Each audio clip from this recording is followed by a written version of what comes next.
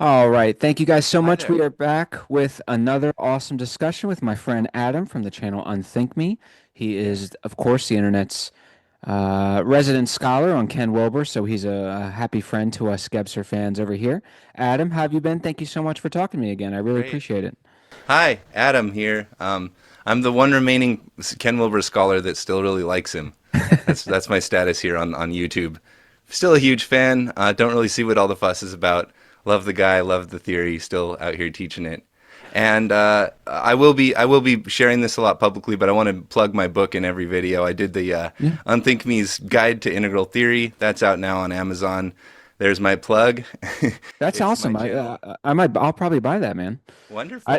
I didn't realize it was out already. That's awesome. Good for you. Yeah, I just cooked right through it. I got it written and then it's published on Amazon. I got my paperback. Of course, it's gonna become background, but yeah, and of course, it's like how much blacker could it possibly Yeah, be? right. And the answer is That's much cool, man. blacker. Give me a review on Goodreads, whatever. So that's my I plug. will. Unthink Yeah. Me, talk about integral theory a lot. And here we're going to do a little bit of like talking about social systems, political, left and right kind of stuff.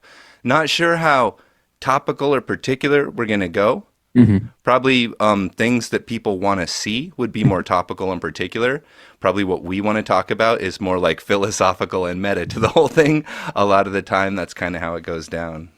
Yeah, I'm down to talk about whatever you want to talk about. So, Cool. Okay. So I've been going through this process of basically working through a bachelor's degree of philosophy because I have to discard the books of a person who was a bachelor's of philosophy, and I find myself rereading what for some is the first book you would ever read in the Western philosophical tradition, the dialogues of Plato relating to Socrates facing his condemnation and death.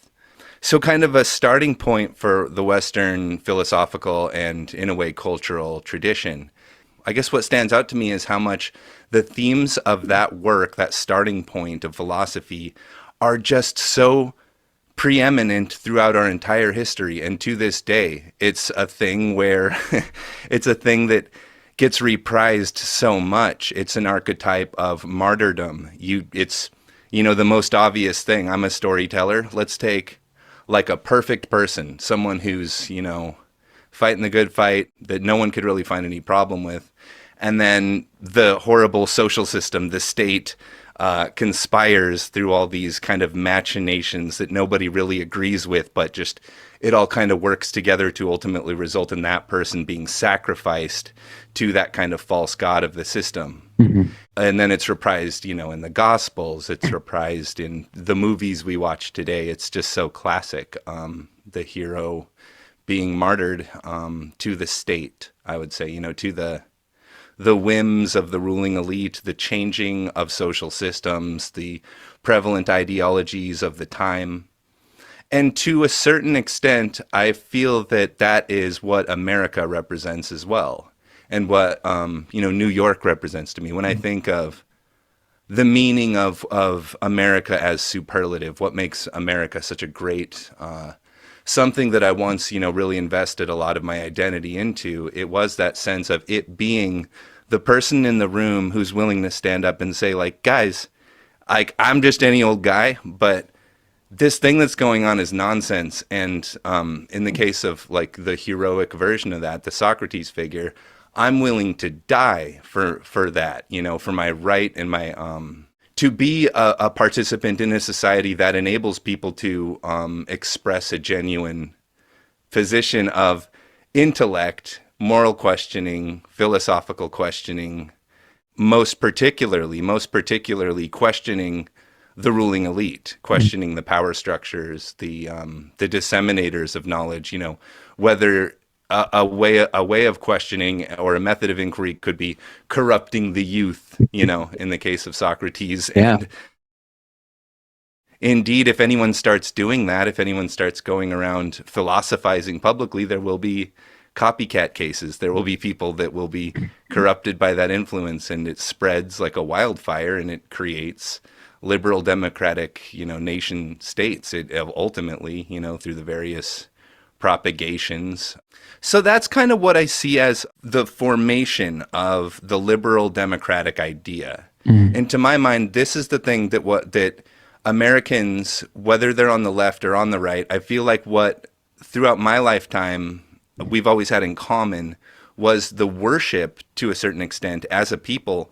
We worshiped that liberal democratic vision. Just, if we all abide by the Constitution and obey the spirit of that document and obey the intended meaning of it and carry it forward and develop our society around that as a fundamental social contract, then whatever indignities occur, whatever conflicts occur, we believe that infrastructure will maintain the semblance of order. And it really seemed to until recent Yeah. times.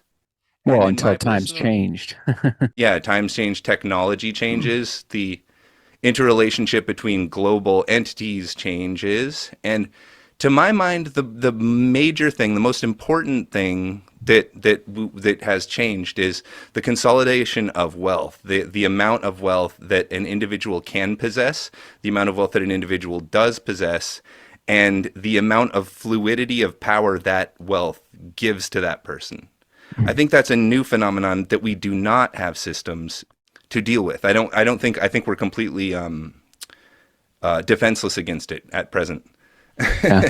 Yeah, there's a lot of there's a lot of awesome stuff there. Have you ever read Peter Sloterdijk's The Art of Philosophy?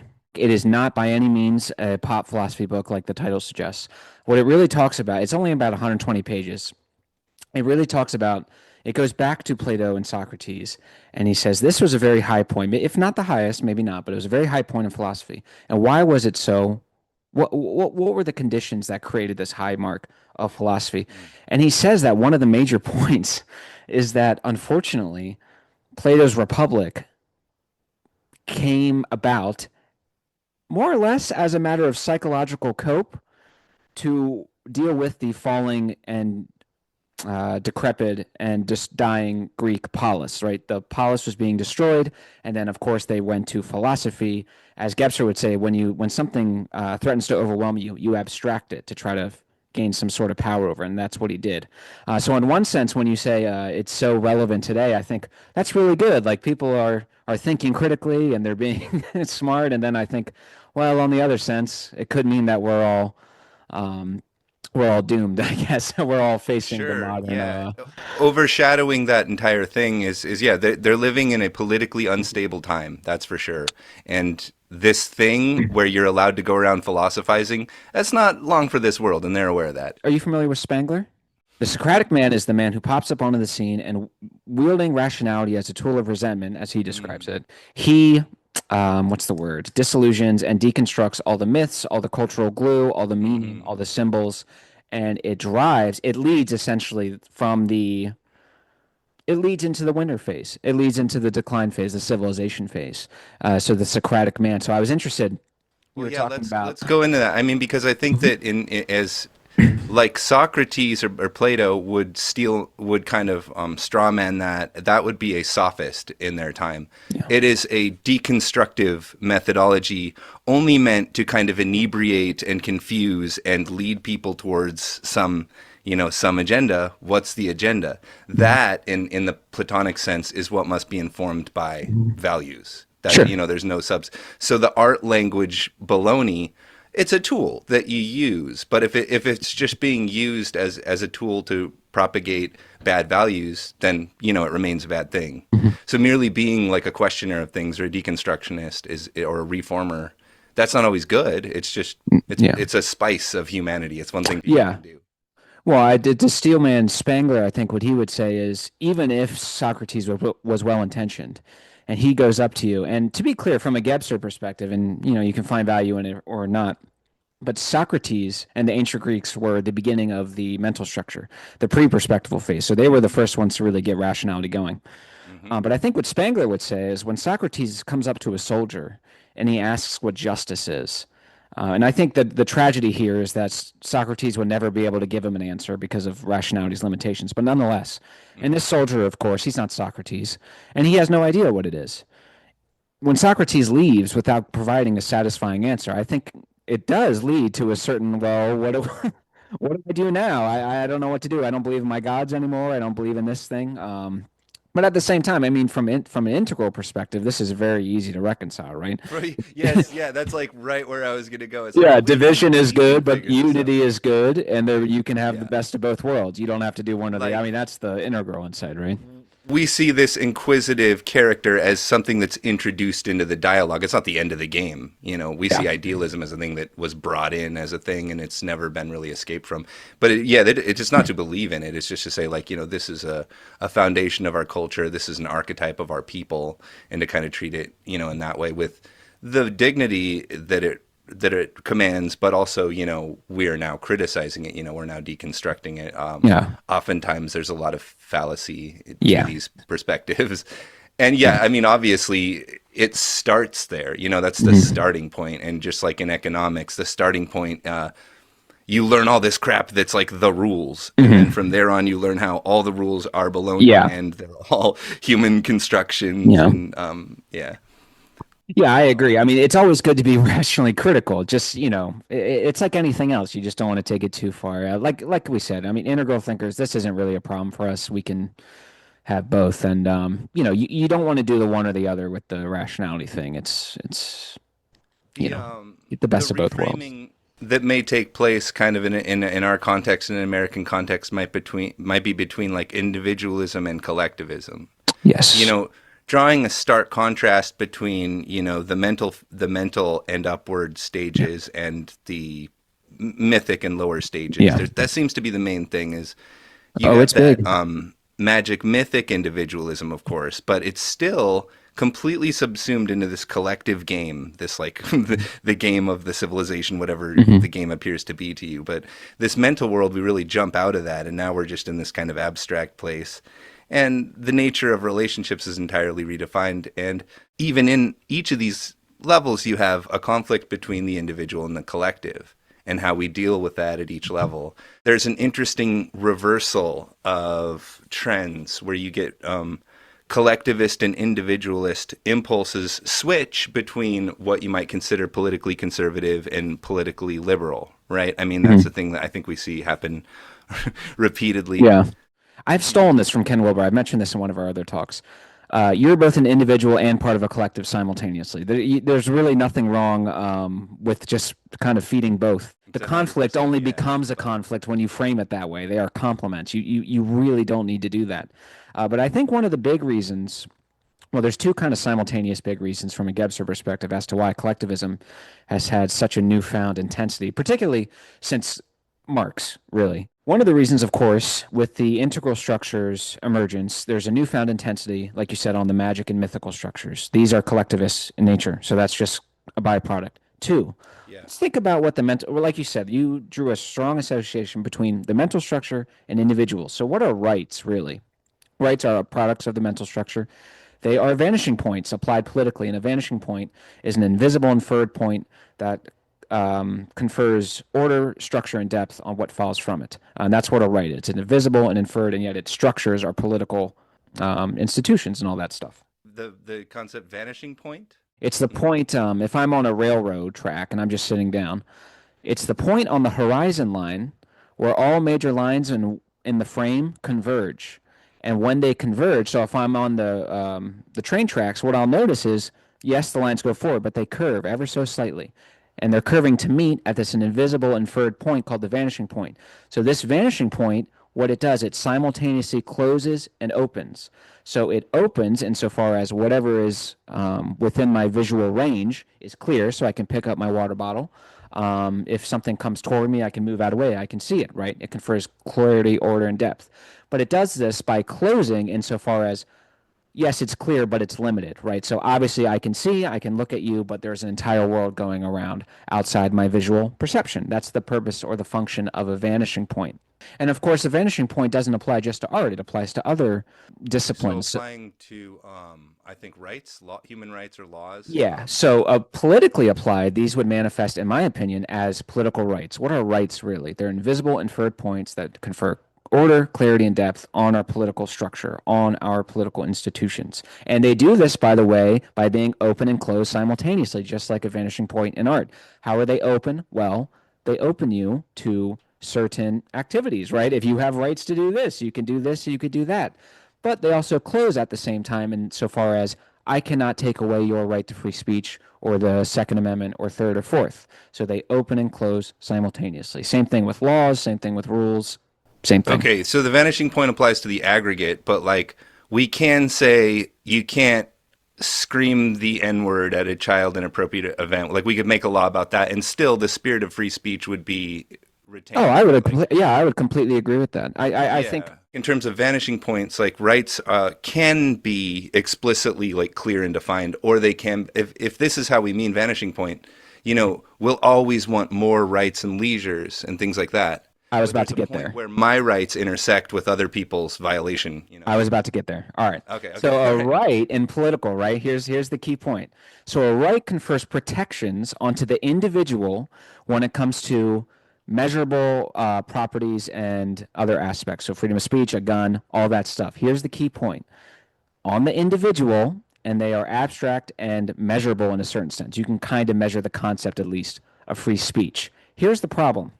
The traditional rights are negative rights. I mean, they are allowing you to be freed from certain things. But rights nowadays, particularly on the left, are positive rights insofar as they grant you Right. something. This is an inversion. Yep. This is a Yep. false. Hmm. So what's happening is, remember, rights help the individual in a quantifiable sense, but social justice points towards the collective. And what is the common through line between all these programs, all the Medicaid, Medicare, whatever, all the initiatives? They are designed to increase the quality of experience for the collective. And you can see how in integral consciousness, these would balance each other, right? We'd have the quantifiable on the individual and the qualitative in the collective. Great. What's the problem? The problem is, unfortunately, the left doesn't really understand what a right is, and they use rights as just give me some as a magic spell or a Willy Wonka ticket to just give me what you want. I don't want to go on a rant on economics. Simply declaring food, for example, a human right is not going to make it a human right. It's not going to magically appear and cook itself for you.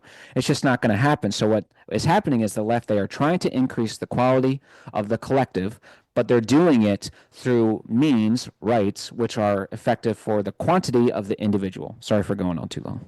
Positive and negative rights. Like, Yeah. there's stuff where like you can't stand in front of me with a gun, Mhm. but if I'm walking somewhere with a gun, like, am I allowed to do that? It gets into things where I might be violating you, and there's things where really nobody should violate anyone at all. That's pretty easy. Like, Mhm. um, maybe my reporting on the government could hurt somebody. Mhm. So maybe free speech ain't such a great thing after all. Maybe Yeah. this business is slandered by it. So Mhm. all of these things have multiple parties to be considered. There's no right that you would have to ascertain if it didn't bother somebody that somebody has that right. Yeah. So now we're talking about people who push rights to the sense of entitlements, Mhm. or perhaps like privileges that other people have to pay for. Mhm. And we're saying leftists do that, right? The Generally, left yeah. does that. The Generally, yeah. left does that. So this would include probably like entitlements for the poor, right? Social programs, children's programs, whether efficacious or Thinking more like think of squatters' rights. like kind of morally questionable ones, right? Yeah. Well, here's the thing. I disagree with a lot of the programs designed for the lower class, not because I Sure. love the intention behind it. I just think economically and politically, it's when you introduce political programs, you're introducing political incentives. And once you do that, things go wacky because their job is to just spend and put a nice coat of paint on it and just kind of say, hey, look what I did. I'm not, but I love the idea. I love the idea of helping out. I mean, I have a heart as much as anyone, but unfortunately, yeah, I mean, I don't know. I just don't know what calling like food a human right is going to do at the end of the day. And I just wonder what people say when I Okay, so present them let's of evidence. I think that's a great spot to be in. Like what is a human right? I don't think they exist. That's my whole point. That's I no, that's my whole point. A human right is the integral social justice qualitative collective version of traditional rights. And the Right. problem is that So it you is have the right to die. That's for sure. Well, can I take away someone's right to die? Is that possible? who has a right to die? What do you mean? Well, because you're going to die. I mean, Yeah, nobody can take that away from you. But that's maybe they can. true. Maybe they can for a minute, but ultimately you're toast. I mean, it's Yeah, crazy. I don't know what the inevitability of biological death has to do with Right. rights, but sure. It's an Ayn Rand thing. She says that the Oh, only okay. thing that you have to do in life is Oh die. yeah, I'm not. You Yeah, she's. absolutely have no choice. You have to do it. I think what you're getting at is I think rights when they focus on quantity, that's fine. You need that, and you need that because that's rational and important. But there is a certain degree of qualitative balance that we need to have here. Freedom of speech. I mean, I love that Yeah. stuff. I think it's amazing. Having said that, you are right. I mean, you shouldn't be able to shoot your adult film and show it in front of a toddler celebrate, daycare thing. Like that's absurd. So I'm all for, qualitative balance. I mean, I think that's great. The problem with free speech is interesting because, take slander, for example. If I slander you and I run this just complete lie media, maybe I call you like a sexist or something like that, and you lose, maybe your book, the publisher, let's say, pulls out and you lose all this money. Well, in a certain sense, we can measure these things, right? I can give you, hey, $250,000. I directly lost this because you just straight up lied about me. Mhm. That's one thing because we can measure these things. Well, that's a legal thing. Yeah, that's Yeah, exactly. But when it comes to me just being mean to you and me saying just the worst of the worst things, and I do agree on a human level, that makes people feel terrible. I'm not a cold, heartless guy. I agree. The problem is we can't measure like the impact of these things. So it's hard to draw those same exceptions you know what I mean? so rights are imaginary. They're a social contract. I Like would I agree. say Like they're in nature, discovered. there is no rights. You don't have a right not to be eaten by a spider or to be eaten by a tiger or whatever. Right? Correct. I think they're of the mind, but they're not constructs in the sense of they're not like arbitrary in the sense. They're Well, discovered. they might be, but yeah, for when children play games, the rules might be arbitrary. But yeah, ours are pretty well arrived at. Yeah. They're pretty Well, evolved and stuff. is the vanishing point in art, is that arbitrary? Like the fact that I can Arbitrary. see you clearly right now and you're not Yeah, I just a mean, I suppose giant it's arbitrary blur. to a perspective. Yeah, Is it? yeah, because if you were at a Mhm. different perspective, the vanishing point would be in a different location. Right, but that's not But this is arbitrary. in Maybe a, I'm as missing. a So let's take the rights which are up here in the abstract and let's embed them back into the world. You are right insofar as the rights are more or less useless if you don't apply them into the world. And we see this happen, unfortunately, in the world all the time. Like, remember in Afghanistan when the Taliban took over? Unfortunately, all those women's rights, if they had any over there, were just completely erased within one day. And we see it all the time. I think that's terrible. Take like the Japanese in world after Pearl Harbor, of course, when assuming a lot of them were citizens, they had rights to not be thrown in internment camps, but unfortunately, those rights were violated. So unless I'm misunderstanding, I think you are right insofar as they're not the end all be all of human political or societal engagement or anything Well, like that. rights. I'm just trying to define rights as it's something that exists in what we would call the lower right quadrant. It's an external and object. It's an external and social phenomenon. So, Mhm. rights only matter when there's two people, when there's more than one person, when there's Sure. somebody to offend someone else, Yeah, when that's someone has probably to, fair. yeah, ensure defense. So it's a Yeah. social phenomenon, and it's not really about how people feel about things. It's more about like Mhm. what we're going to do about things. Like, Mhm.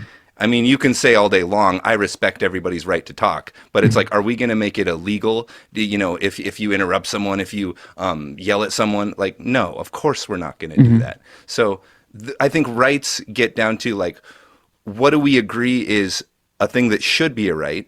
And those do just come down to social agreements. If you live in this society, you more or less agree with its rights, or you're at some sort of conflict with your prevailing society. In America, our contract, it's fair to not agree with like our Bill of Rights, one of the fundamental sources of rights that we grant ourselves from the top down, right? But Sure. we generally do. If the people who are like, I'm American, I do America, I believe in America, America's awesome, they're pro Bill of Rights, I Mhm. should assume, maybe with a little bit of finagling. So do you think so are all rights kind of relative in that sense? Like between countries? Between countries? Yeah, like if Like our so in terms of like international policy. yeah, like if they have rights, but our rights are a little different. Are they necessarily like arbitrary or I think relative that or the mental level, I should say, it is a game where each nation has their rights and their social contract, and we're competing with one another to see whose works better to produce wealth and okay, happiness and to take over the world with our rights system. Arbitrary is not a good word for it, right? okay, okay, But hard earned, okay. relative though I would say relative, certainly, yeah. Interesting. Okay. But do you think some rights are better than others, I guess? Oh, sure, sure, Okay, all right, cool. Because yeah. I was gonna compare two different I think countries. they unfold hierarchically in Yeah, levels, yeah. yeah. Because I think unfortunately, like economically, there's just too many examples of declaring rights to things and not only producing Yeah. you produce less of it. You get less of it. You know, food is rights are they're interesting. I think they're kind of abstract, so they can be sort of difficult to define, but I just call them political vanishing points. But you know what? Like you and me as average people, I really should throw this in, I think. When we're looking at an economy on aggregate, on net, feeding the poor looks to you and I like a really expensive thing. Because we're looking at our expenses like, I spend a lot of my money on food. But like, there's trillionaires that spend 0%, realistically none of their money on feeding themselves and their entire family. And to them, that scale of money is absurdly small. And these, we buy military operations, military equipment that's in the scale of, millions to billions, often even trillions. Hmm. Feeding the poor, it looks really big, but our system is so huge. And what I really think that we should be agreeing on, is fixing these stupid freaking programs Yeah, that disseminate them, that assign them, that filter people. I think that left and right should be like, that stuff is broken yeah. one way or another. It either works or it doesn't. Discontinue programs that don't work, discontinues that give food to the wrong people, you Hmm. know, and make sure, they do have incentive programs. Like you can't sign up for a lot of these programs unless you're actively looking for work, unless you've demonstrated X, Y, and Z. Yes, you can sneak Hmm. around it in a lot of places, but we're talking about tightening that up. It's not Hmm. really, I don't think we need to give less funding to that. I think probably more funding would help fix those programs that are Hmm. breaking and leaking funding if there is a complaint to be had about that. Yeah. Well, one, I don't know. I could go on for hours about how much I would cut from the government. I completely agree. Our military spending is way too much. I could go on for hours. Okay, so now would Um, you align a little bit libertarian in that sense, like small in a sense, government? well, yes and no. It's not that I Economic don't want a libertarian, maybe? strong military. It's just let's not be. We don't have to be overwhelming about. You know what I mean? Like, just be reasonable. I'm a it's kind of obvious, but you have to have a strong military. I don't know what to say. You Just just be have to chill, have man. one. Yeah, but Walk, it's walk softly with a big stick kind of guy. you don't have to do this one or the other, either nothing or just this totalitarian like Own the fucking world, be. or you don't. Yeah, it's just look, if you could show me a system that truly was effective. The problem with what you're saying, I believe, is that the bureaucrats and the politicians who run these systems are actively incentivized to keep them going in the worst possible way because that guarantees they're coming back and if all of your resources come in from programs, you're going to vote to continue the insurance of that program. Now, if those were not deleterious to society, in my opinion, I'm not one of these anti-tax guys. I think taxes are a necessary evil. I think they should be low, but not because some individual principle. I just think it leads to more tax revenue. Thanks for watching, everyone. We love doing these talks and hope to see you again. Yes. Thank you again, Adam, so much for talking to me again. I really do appreciate I just want to apologize for the low viewership. It seems I scare away a Always, lot of sir. people. Oh, Every no. time I just feel like every time I Guys, come talk to on. someone, We can. I always scare off the crowd and I feel a little bad. So I really do appreciate It's it. also possible that I'm just kind of bad at collaborative stuff so far. I haven't done a whole lot of it, and Well, either way, I'm sorry I to hear really that. I wasn't even appreciate it. aware of that. Yeah, I really do appreciate it. It really just does mean the world to me. I'm glad we could disagree and be cool about it Of too. course. Yeah, we can disagree a lot more than this, bro. Yeah, like if you want to go further, I'm cool. Like I'm not going to Yeah, this is take great. away. Loving this. Yeah, there's no need to ascribe malicious intentions or anything like No, that. You can tell I'm sensitive about that because that's happened to me a lot before. sure. And it's happened to me too. I'm in the hotbed of people being judged for their political beliefs as well, and Yeah, it's it's kind of annoying. Let's all be a whole again. Let's do it. Wholeness. All right. Thank you again, Adam. You are the best, and we'll talk again soon. Very cool. Lovely All to right. see you. Can't wait to see you again. Thanks, bud.